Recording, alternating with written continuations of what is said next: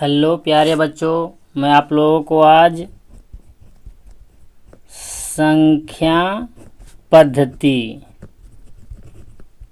जिसको कि इंग्लिश में कहते हैं नंबर सिस्टम,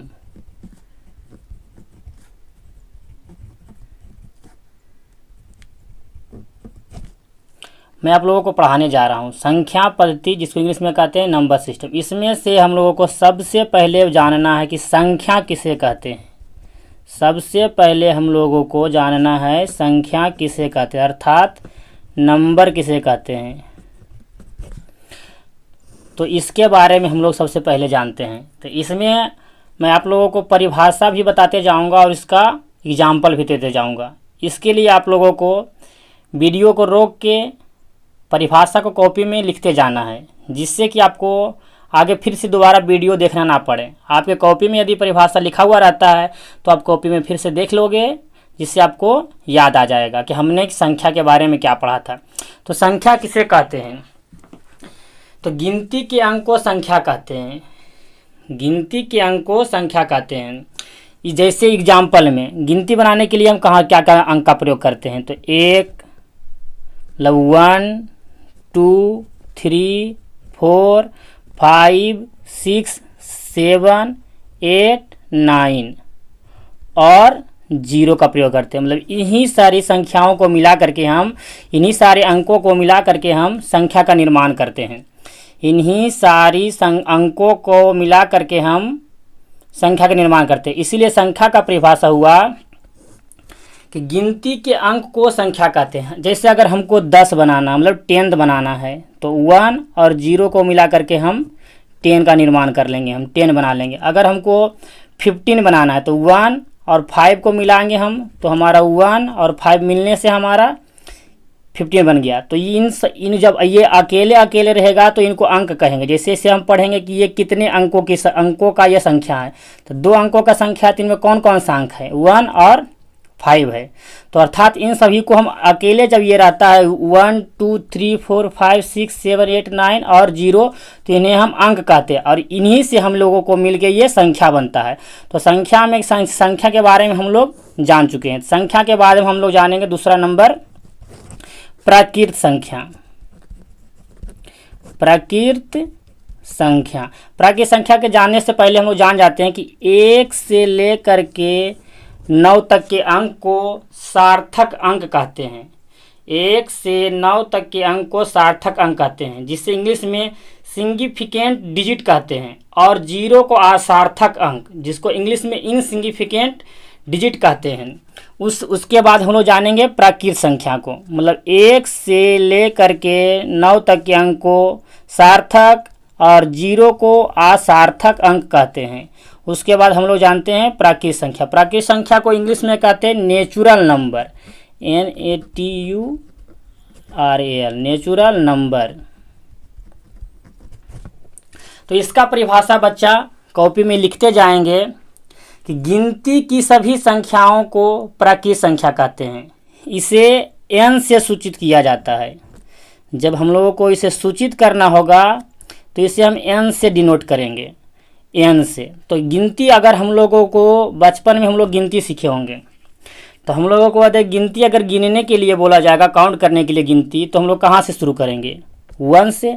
तो 1, 2, 3, 4, 5, 6, 7, 8, 9 ...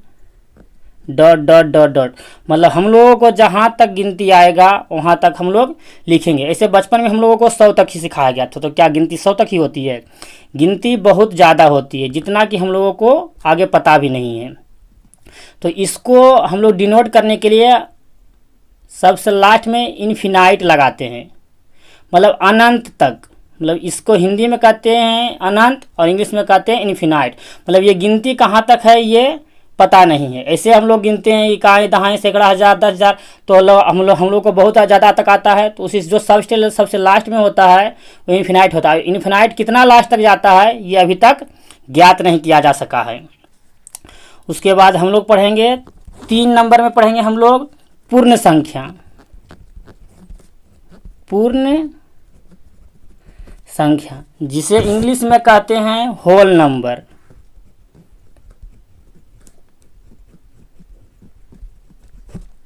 तो इसका परिभाषा हम लोग लिखेंगे बच्चों कि प्राकृत संख्या के पहले अर्थात बाएं तरफ, प्राकृत संख्या के पहले अर्थात बाएं तरफ शून्य को शामिल करने से प्राकृत संख्या पूर्ण संख्या बन जाती है।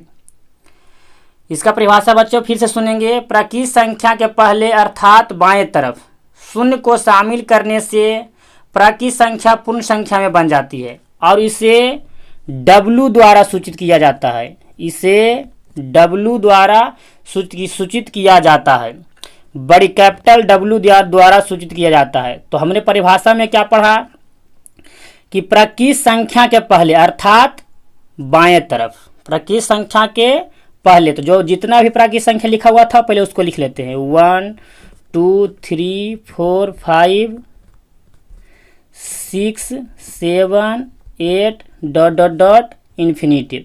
अब इसके जस्ट पहले बाएं तरफ अगर हम 0 को शामिल कर देते हैं तो ये अब प्राकृत संख्या नहीं रह के पूर्ण संख्या बन जाएगी। अर्थात 0 यदि 0 से शुरू होती है तो उसे हम पूर्ण संख्या कहेंगे और 1 से शुरू होती है तो उसे हम प्राकृत संख्या कहेंगे। और इसे सूचित किया किससे किया जाता है? डिनोट W से, कैपिटल W से सूचित किया जाता है, इसे डिनोट किया जाता है। 4 नंबर में बच्चों हम लोग पढ़ेंगे पूर्णांक संख्या। 4 नंबर में हम लोग पढ़ेंगे पूर्णांक संख्या, जिसे इंग्लिश में कहते हैं इंटीजर्स, जिसे इंग्लिश में कहते हैं इंटीजर्स। इसका परिभाषा हम लोग लिखेंगे बच्चों। जब पूर्ण संख्या को धनात्मक और ऋणात्मक चिन्हों के साथ लिखा जाता है तो उसे पूर्णांक संख्या कहते हैं। जब पूर्ण संख्या को धनात्मक और ऋणात्मक मतलब दोनों चिन्हों के साथ, धनात्मक चिन्ह और ऋणात्मक चिन्ह दोनों के साथ लिखेंगे तो उसे पूर्णांक संख्या कहेंगे। और इसे सूचित किया जाता है, इसे डिनोट किया जाता है Z के द्वारा। इसे सूचित किया जाता है Z द्वारा सूचित किया जाता है। तो इसमें हमने क्या बोला कि यदि धनात्मक और ऋणात्मक दोनों चिन्हों के साथ अगर हम किस संख्या को, पूर्ण संख्या को, यदि पूर्ण संख्या को धनात्मक और ऋणात्मक दोनों चिन्हों के साथ हम लिखते हैं तो उसे हम पूर्णांक संख्या कहते हैं, अर्थात इंटीजर्स कहते हैं। तो ये कैसे होगा ये देखते हैं पहले हम लोग। तो 0 1 2 3 4 5 6 7 8 ... अंतिम लगा देंगे इन्फिनिटिव, लगा देंगे इन्फिनाइट। और उसके बाद ये हमारा हो गया धनात्मक। अब यही चीज़ को हम ऋणात्मक में लिखेंगे -1 -2 -3 -4 -5 ... और इधर भी लगा देंगे हम लोग माइनस इन्फिनाइट।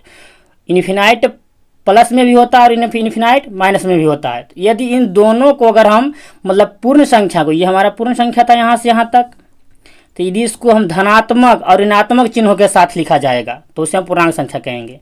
तो लेकिन कोई बच्चे बोलेंगे कि सर आपने तो सिर्फ धनात्मक में ही 0 लिया था, तो ऋणात्मक में 0 क्यों नहीं लिया आपने? तो बच्चों 0 हमारा प्लस में ही होता है, माइनस में नहीं होता है। मतलब 0 के लिए हम माइनस का सिंबल नहीं लेते हैं। 0 हमारा मतलब ये प्लस में रहता है। ऐसे तो 0 का कोई चिन्ह नहीं होता, प्लस माइनस कुछ नहीं है, लेकिन डिनोट करने के लिए हम इसे प्लस में ही लिखते हैं। तो ये हो गया हमारा पूर्णांक संख्या हो गया। तो पूर्णांक संख्या बच्चों, पूर्णांक संख्या को बांटा गया 4 वर्गों में। पूर्णांक संख्या को 4 वर्गों में बांटा गया है। सबसे पहला में है हमारा धनात्मक पूर्णांक। सबसे पहला में है हमारा धनात्मक पूर्णांक। दूसरा में है हमारा ऋणात्मक, निगेटिव इंटीजर्स, धनात्मक पूर्णांक। तीसरा में है हमारा अऋणात्मक,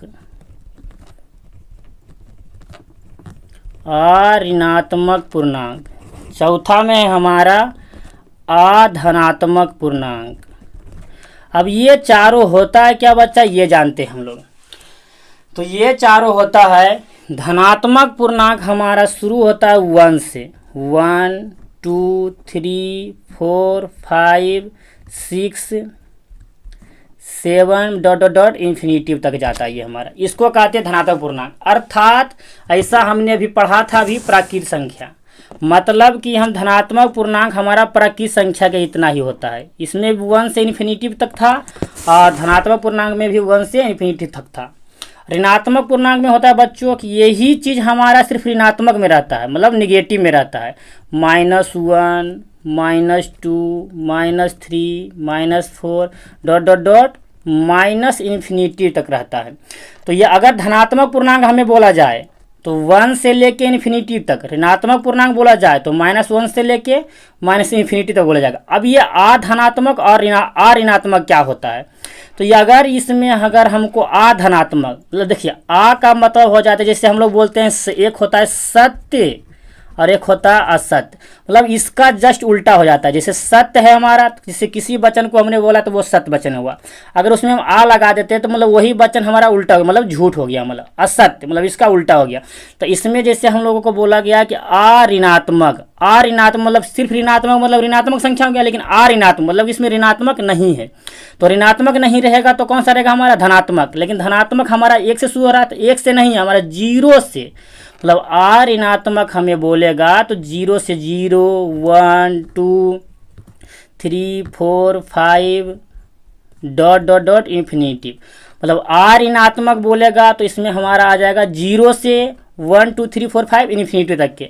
अब अधनात्मक बोला मतलब धनात्मक उसमें नहीं है, धनात्मक नहीं है तो कौन सा हो जाएगा ऋणात्मक।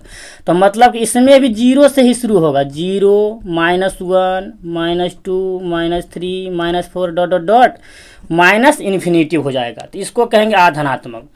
तो हमारा पूर्णांक संख्या इंटीजर्स नंबर को बांटा गया है 4 वर्गों में। तो बच्चों आगे हम पढ़ते हैं सम संख्या। सम संख्या को इंग्लिश में कहते हैं इवन नंबर।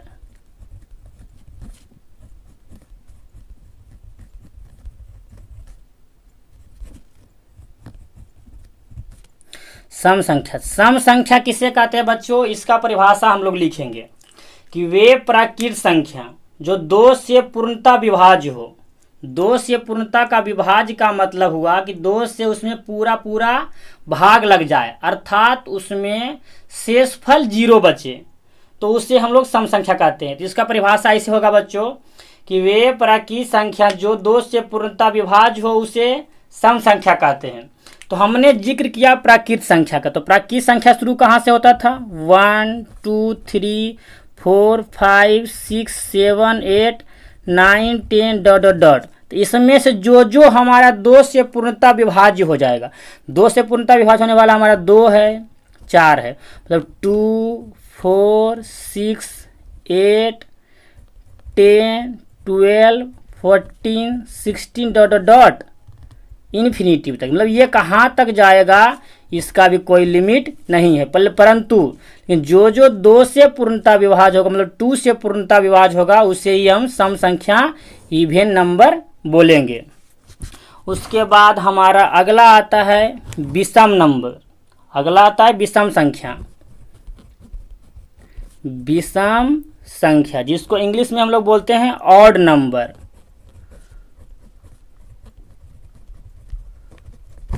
ऑड नंबर, विषम संख्या ऑड नंबर। तो इसका परिभाषा हो जाएगा बच्चों, वे प्राकृत संख्या जो 2 से पूर्णता विभाजित ना हो। सम संख्या में होगा कि पूर्णता विभाजित हो, विषम संख्या में पूर्णता विभाजित नहीं हो। तो ये हमारा प्राकृत संख्या था। इसमें से जो 2 से पूरा नहीं विभाजित होगा, अर्थात 2 से पूरा नहीं कटेगा, उसे हम लोग बोलेंगे विषम संख्या। तो इसमें से ये था सम संख्या। तो विषम संख्या कौन कौन सा हो जाएगा, 1, 3, 5, 7, 9, 11, 13, 15 डॉट डॉट डॉट इसी तरह का इन्फिनिटी तक जाएगा। ये हो गया हमारा विषम संख्या। जो 2 से पूर्णता विभाजित हो जाएगा वो सम संख्या, जो विभाजित नहीं होगा वो विषम संख्या। उसके बाद हम लोग आते हैं 7 नंबर में। उसके बाद हम लोग आते हैं 7 नंबर में आते हैं हम लोग अभाज्य संख्या या ऋण संख्या। अभाज्य संख्या या इसी का नाम है ऋण संख्या, जिसको हम लोग इंग्लिश में बोलते हैं प्राइम नंबर।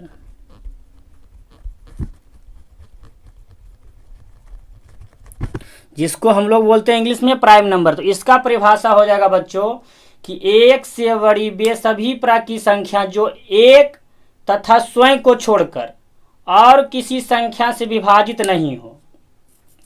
एक से बड़ी वे सभी संख्या जो एक और स्वयं को छोड़कर और किसी संख्या से विभाजित नहीं हो उसे अभाज्य संख्या कहते हैं। उसे अभाज्य संख्या अर्थात प्राइम नंबर, मतलब एक से वो कटे और स्वयं से कटे और इसके अलावे किसी और से नहीं कटे।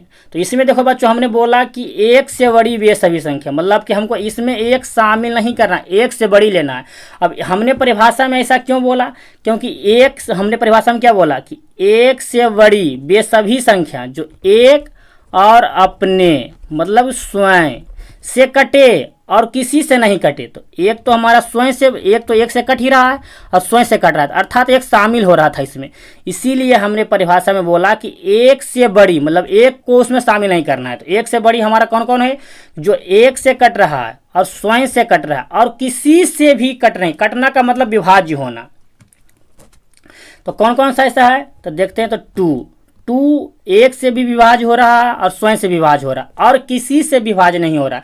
तो एक ये दो हमारा हो गया अभाज्य संख्या। दो के बाद थ्री, टू के बाद थ्री, थ्री के बाद फाइव, फाइव के बाद सेवन, सेवन के बाद 11, 11 के बाद 13, 13 के बाद 17, इसी तरह डॉट डॉट डॉट, मतलब जो स्वयं से कटे और एक से कटे और उसके अलावा किसी और संख्या से ना कटे उसे हम लोग बोलते हैं अभाज्य संख्या। इसी का दूसरा नाम है ऋण संख्या और इसी इंग्लिश में कहते हैं हम लोग प्राइम नंबर कहते हैं। उसके बाद हमारा आता है भाज्य संख्या। भाज्य संख्या, भाज्य संख्या का दूसरा नाम होता है यौगिक संख्या। यौगिक संख्या, भाज्य संख्या का दूसरा नाम होता है यौगिक संख्या। इसको इंग्लिश में बोलते हैं कंपोजिट नंबर। Composite number. अब ये इसका परिभाषा कैसे होगा बच्चों, तो इसका भी परिभाषा हो जाएगा कि वे सभी प्राकृतिक संख्या जो एक और अपने के अतिरिक्त मतलब एक और स्वयं के अतिरिक्त किसी एक और संख्या से विभाज्य हो, मतलब कम से कम एक और संख्या, एक से वो एक से तो विभाज्य हो ही, स्वयं से भी विभाज्य हो, लेकिन कम से कम एक और संख्या से विभाज्य हो, तभी उसे हम लोग भाज्य या यौगिक संख्या या इंग्लिश में कंपोजिट नंबर उसको हम लोग बोलेंगे। तो ये हमारा कहाँ से शुरू, तो देखते हैं वन का तो इसमें चर्चा करना ही नहीं है।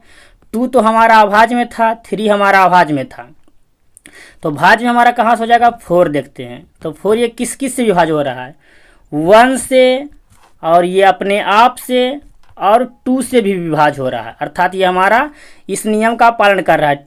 फोर के बाद फाइव तो हमारा अभाज्य में आ गया। सिक्स को चेक करते हैं तो सिक्स हमारा वन और अपने आप से तो होगा ही होगा और ये टू और थ्री दोनों से हो रहा है, अर्थात हमारा नियम का पालन कर रहा है। तो 4, 6, 8, 9 भी पालन कर रहा है, 10, 12, 14 डॉट डॉट डॉट, मतलब इसी तरह से मतलब जो हमारा मतलब जिसका हम लोग देखेंगे हम लोग कि कम से कम एक और दो के अलावे किसी और संख्या से विभाज्य हो रहा था, उसका गुणनखंड में आ रहा है, तो हमारा वो भाज्य संख्या कहलाएगा।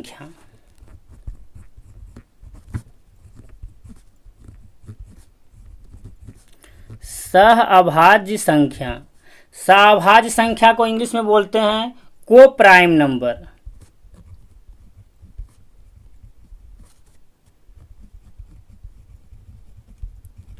को प्राइम नंबर। अब ये को प्राइम नंबर क्या होता है, इसका परिभाषा हम लोग जानेंगे।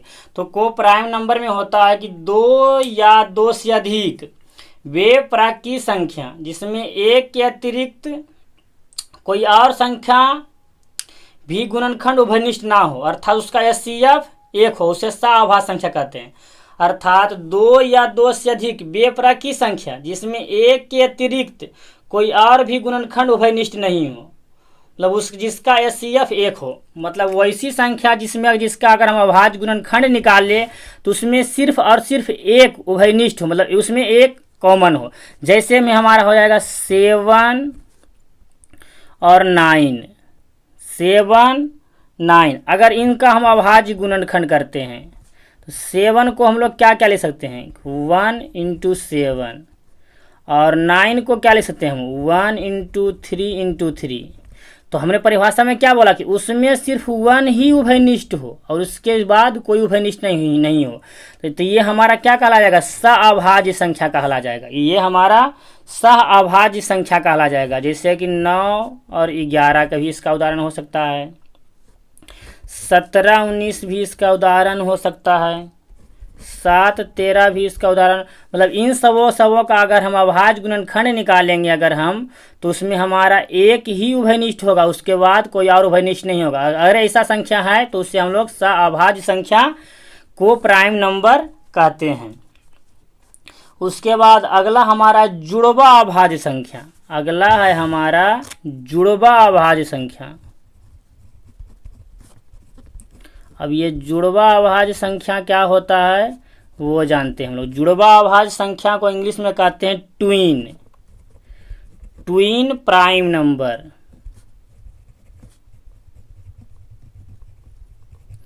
ट्विन प्राइम नंबर क्या होता है वो जानते हैं। तो अभाज्य संख्या का ऐसा युग्म, युग्म मतलब जोड़ा, अभाज्य संख्या का ऐसा युग्म जिनका अंतर 2 हो उसे जुड़वा अभाज्य संख्या कहते हैं। मतलब वैसा अभाज्य संख्या हम लोग लेंगे जिनके बीच 2 का अंतर होगा। जैसे हमारा 3 और 5, तो 3 और 5 के बीच देखेंगे कितने का अंतर है, तो 2 का अंतर। तो जिन भी अभाज्य संख्या के बीच 2 का अंतर होगा उससे हम लोग जुड़वा अभाज्य संख्या कहेंगे। जैसे इसका उदाहरण और भी हो सकता है कि 7, 9, इन दोनों के बीच 2 का अंतर है। 11, 13, 17, 19, जो भी अभाज्य संख्या के बीच, जो भी प्राइम नंबर के बीच 2 का अंतर होगा उन्हें हम जुड़वा अभाज्य संख्या कहेंगे। ट्विन प्राइम नंबर उससे हम कहेंगे। उसके बाद अगला हमारा आता है बच्चों संपूर्ण संख्या। संपूर्ण संख्या जिसको इंग्लिश में बोलते हैं परफेक्ट नंबर।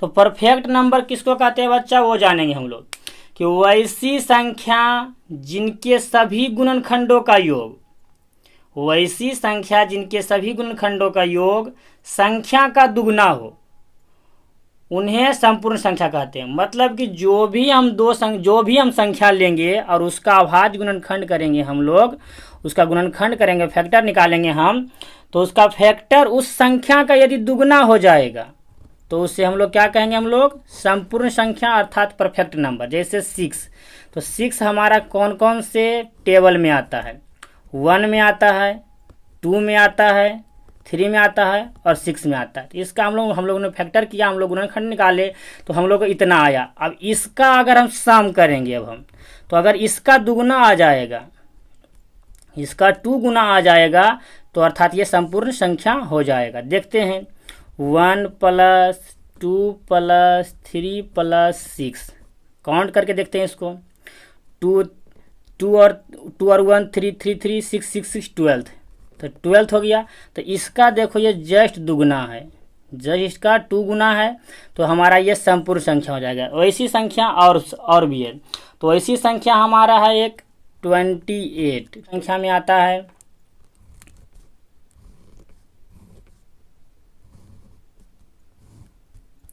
1 2 4 7 14 28, इन सभी में हमारा आता है, हमारा 28 आता है। तो अब इसका हम सम करके देखते हैं। तो सम करेंगे इसका, तो 1 + 2 + 4 + 7 + 14 + 28, तो 2 और 1 3 4 4 3 7 7 7 14 14 14 18 28 28 56 हो जाएगा। तो इसका ये दुगना हो गया, तो हमारा ये कहला जाएगा परफेक्ट नंबर, संपूर्ण संख्या कहला जाएगा।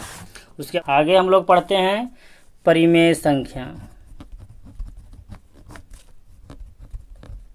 तो परिमेय संख्या किसको कहते हैं जानते हैं बच्चों हम लोग, इसका परिभाषा जानते हैं हम लोग। परिमेय संख्या को इंग्लिश में कहते हैं रियल नंबर,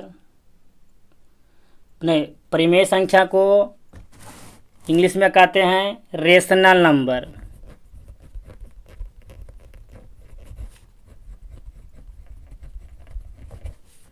इंग्लिश में कहते हैं इसको रेशनल नंबर कहते हैं। इसका परिभाषा जानते हैं हम लोग बच्चों कि जिन संख्या को P बटा Q के रूप में लिखा जा सके उसे परिमेय संख्या कहते हैं। जिन संख्या को P बटा Q के रूप में लिखा जा सके उसे परिमेय संख्या कहते हैं, लेकिन हमारा Q जो होगा वो 0 के बराबर नहीं होगा और P तथा Q जो होगा वो हमारा पूर्णांक संख्या का ही कोई भाग होगा। जैसे इसको हम लोग लिखेंगे हम लोग 5/2, तो मतलब कि हमारा इसको P/Q के रूप में लिखेंगे, P बटा Q के रूप में। तो P हमारा 0 हो जाए तो हो जाए, लेकिन Q हमारा 0 नहीं होगा। तो इसको हम इसे लिखे P/Q के रूप में, तो 5/2, तो मतलब 5 हो गया हमारा P और Q हो गया हमारा 2 हो गया हमारा 2 हो गया हमारा Q हो गया। अब इसमें देखेंगे हमारा ये मतलब जहाँ भी हमारे नीचे जो रहता है ये डोमिनेटर रहता है वो हमारा 0 के बराबर नहीं होगा हमारा। इसके सिवा कोई और संख्या ले सकते हैं हम लोग कि -1/2, 1/3, 5 लेंगे तो 5 लेंगे, इसके नीचे हम 1 डाल देंगे तो हमारा हो जाएगा P और ये हो जाएगा हमारा Q हो जाएगा। उसी तरह से हम -5 भी ले सकते हैं। तो ये हो गया हमारा परिमेय संख्या का परिभाषा हो गया। इसी में हमारा आता है अपरिमेय संख्या आता है, जिसको कहते हैं इरेशनल नंबर।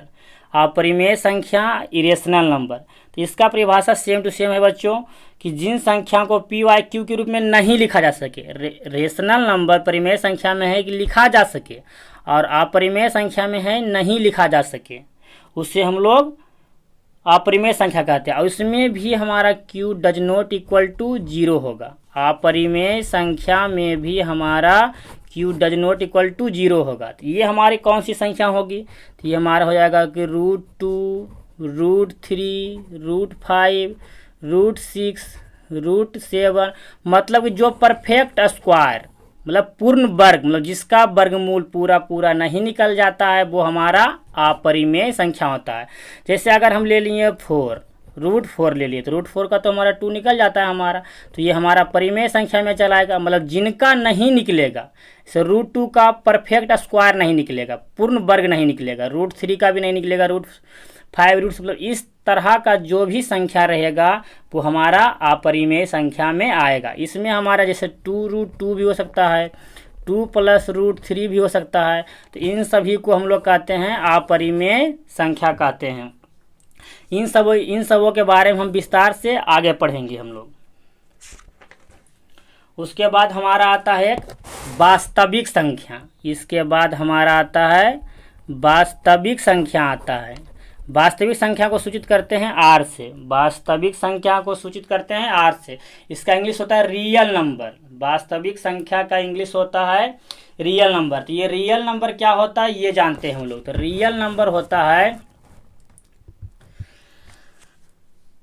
कि सभी परिमेय तथा अपरिमेय संख्या के सम्मिलित रूप को वास्तविक संख्या कहते हैं।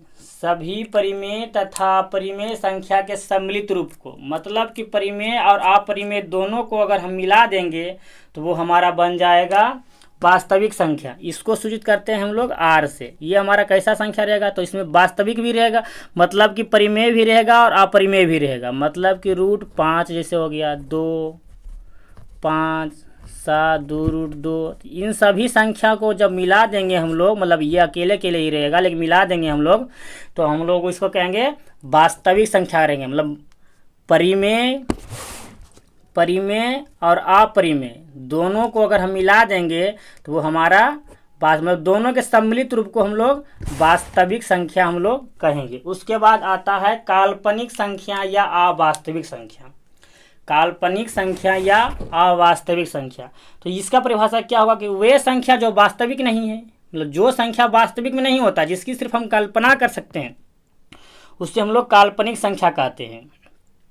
जैसे हमारा √-2, तब वास्तव में ऐसा कोई भी संख्या नहीं होता है।